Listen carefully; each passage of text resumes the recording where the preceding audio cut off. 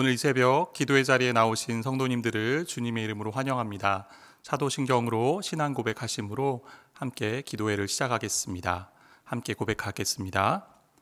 전능하사 천지를 만드신 하나님 아버지를 내가 믿사오며 그 외아들 우리 주 예수 그리스도를 믿사오니 이는 성령으로 잉태하사 동정녀 마리아에게 나시고 본디오 빌라도에게 고난을 받으사 십자가에 못 박혀 죽으시고 장사한 지 사흘 만에 죽은 자 가운데서 다시 살아나시며 하늘에 오르사 전능하신 하나님 우편에 앉아 계시다가 저리로서 산 자와 죽은 자를 심판하러 오시리라.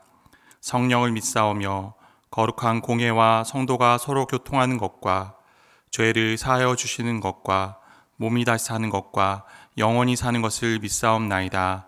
아멘. 하나님의 말씀을 사모하는 마음으로 찬송가 420장 하나님께 올려드리겠습니다.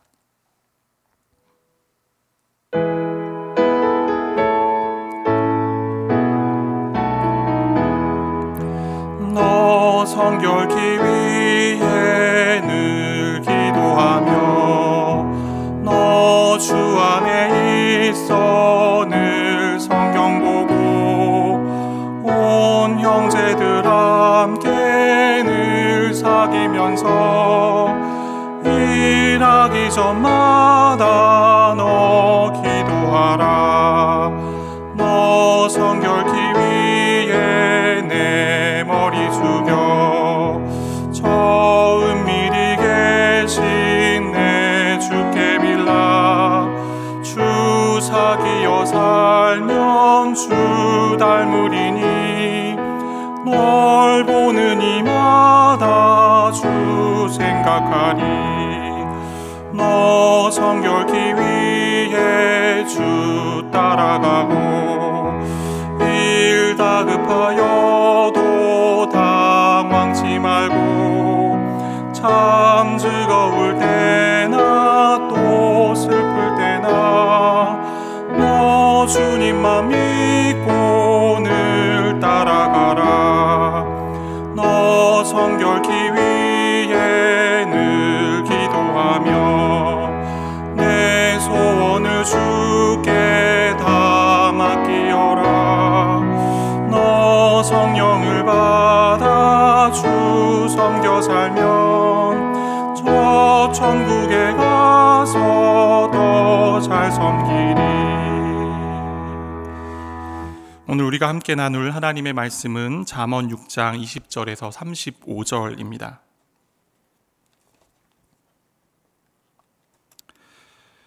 내 아들아, 내 아비의 명령을 지키며 내 어미의 법을 떠나지 말고 그것을 항상 내 마음에 새기며 내 목에 매라.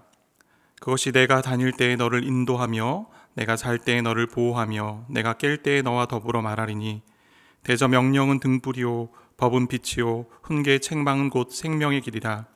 이것이 너를 지켜 악한 여인에게 이방 여인의 혀로 호리는 말에 빠지지 않게 하리라. 내 마음에 그의 아름다움을 탐하지 말며 그 눈꺼풀에 홀리지 말라. 음료로 말미암아 사람이 한 조각 떡만 남게 됨이며 음란한 여인은 귀한 생명을 사냥함이니라. 사람이 불을 품에 품고서야 어찌 그의 옷이 타지 아니하겠으며 사람이 숯불을 밟고서야 어찌 그의 발이 되지 아니하겠느냐.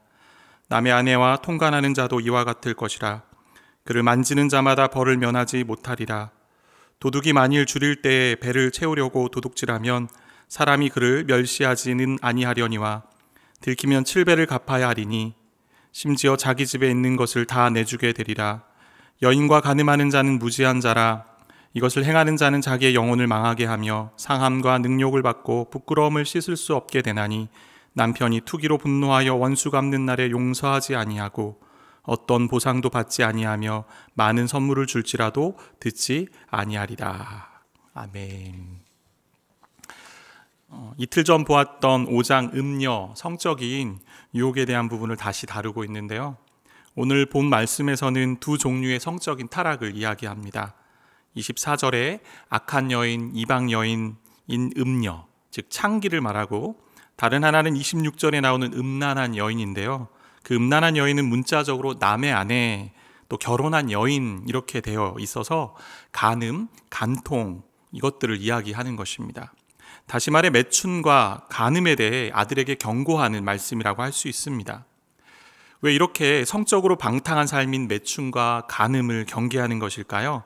25절부터 35절이 그러한 이야기를 다루고 있는데요. 한마디로 하면 그에 빠졌을 때 확실한 대가가 있다는 것입니다. 음녀에 빠지고 간음한 경우의 결과를 두 가지의 비유와 예를 들어서 설명하는데요. 하나는 27절부터 나오는 불의 비유입니다. 보통 간음, 성매매, 이러한 성적인 유혹을 한때의 불장난으로 시대정신은 표현하기도 합니다. 하지만 그것은 단순한 불장난이 아니라 진짜 불에 타버리는 것과 같이, 그리고 진짜 숯불에 발을 딛고 걷는 것 같이 절대 무사할 수 없다는 것입니다. 성적으로 무분별한 삶은 엄청난 대가 지불이 있다라고 말씀하는 것이죠. 그래서 26절 말씀에 보면 음녀로 말미암아 사람이 한 조각 떡만 남게 됨이며 음란한 여인은 귀한 생명을 사냥함이니라. 무슨 말일까요? 음녀의 값, 매춘의 값은 싸구려 한 조각 떡만큼 값싼 것일 수 있고 남의 아내와 동침하는 것은 치명적인 악이다라고 말하는 것일까요? 해석이 어려운 구절 중 하나인데 우리 세번역 성경으로 보면 과연 창녀는 사람을 빵 한 덩이만 남게 만들며 음란한 여자는 내 귀중한 생명을 앗아간다. 남자를 빵 한 덩어리로 전락시키거나 음녀와 함께하는 것이 그 값어치밖에 안 된다는 말이라고 할 수 있습니다. 그렇다고 해서 결코 매춘이 간음에 비해 약한 것이거나 더 하등한 것이 아니고 둘 다 치명적인 어려움에 빠진다는 것입니다. 왜냐하면 그것은 무엇보다 생명을 사냥하는 것이기 때문입니다. 다른 하나는 도둑질을 예로 들어 설명하는데요. 30절에서 35절까지의 이야기입니다. 도둑도 줄일 때 배를 채우려고 도둑질을 하면 때로는 사람들이 그를 멸시하지 않고 불쌍히 여기기도 한다는 것이죠. 그러나 걸리면 7배를 갚아주어야 하고 자기가 가진 모든 것을 빼앗기게 된다라고 되어 있습니다. 보통 율법은 5배 정도 갚는 것을 기준으로 정했는데요. 여기서 7배라고 하는 것은 완전수로서 절대적으로 지불해야 하고 대가를 반드시 치러야 한다는 것입니다. 특별히 안에 있는 여인과 간음함으로 걸리게 되었을 때 무서운 결과를 더 이어서 묘사해주고 있는데요. 33절에서부터 35절을 세번역으로 보면 그는 매를 맞고 창피를 당할 것이니 그 수치를 절대로 씻을 수 없을 것이다. 그의 남편이 질투에 불타서 복수하는 날 조금도 동정하여 주지 않을 것이다. 어떤 보상도 거들떠보려고 하지 않을 것이며 아무리 많은 위자료를 가져다 주어도 받으려 하지 않을 것이다.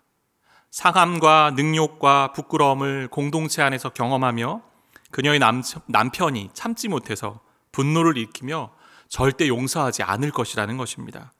아마도 재판을 통해서 복수하려고 했던 것 같은데 위자료와 같은 어떤 보상도 안 된다는 것이죠. 가만두지 않겠다라는 말입니다.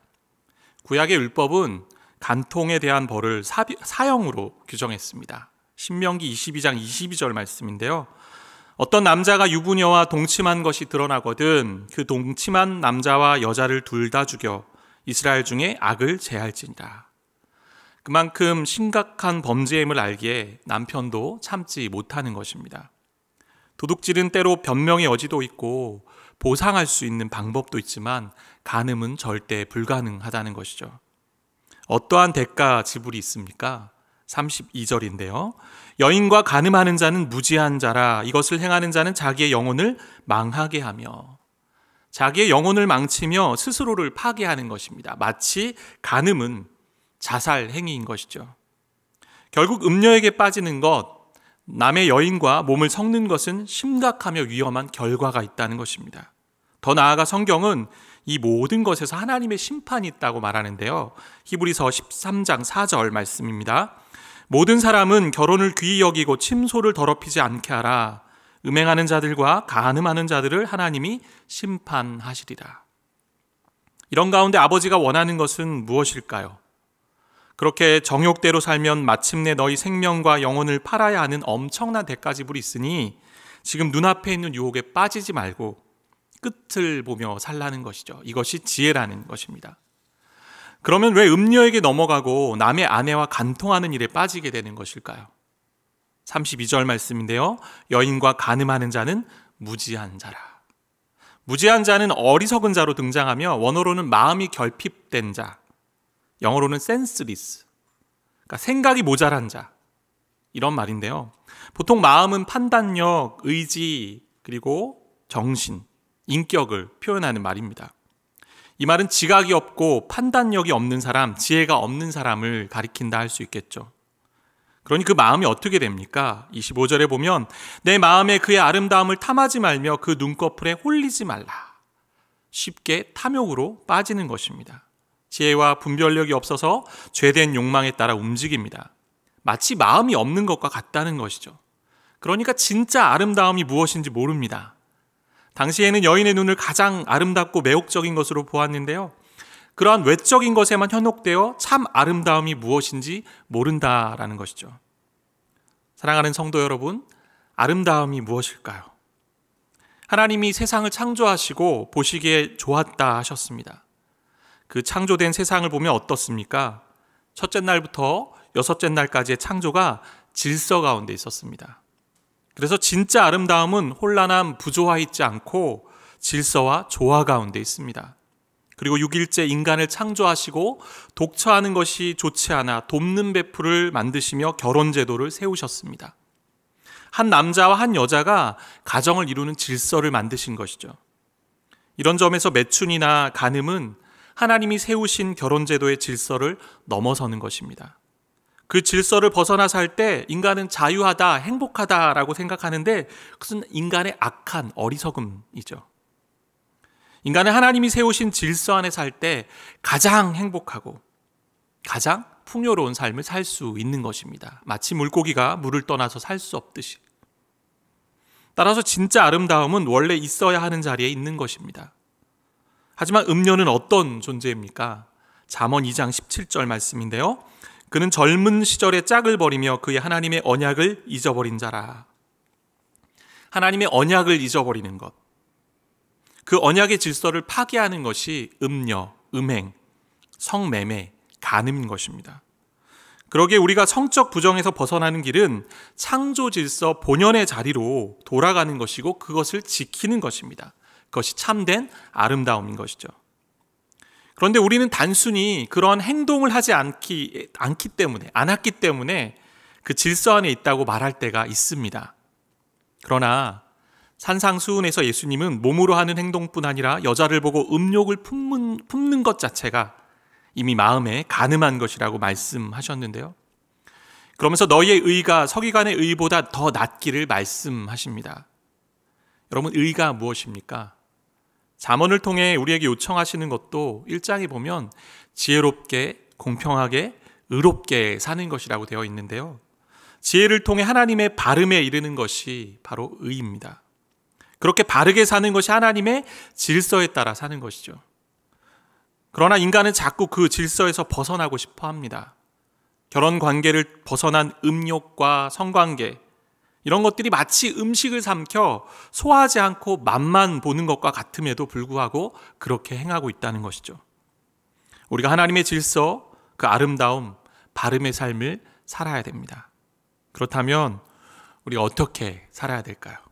24절 말씀인데요. 이것이 너를 지켜 악한 여인에게 이방 여인의 혀로 호리는 말에 빠지지 않게 하리라. 여기서 이것은 무엇을 가리킵니까?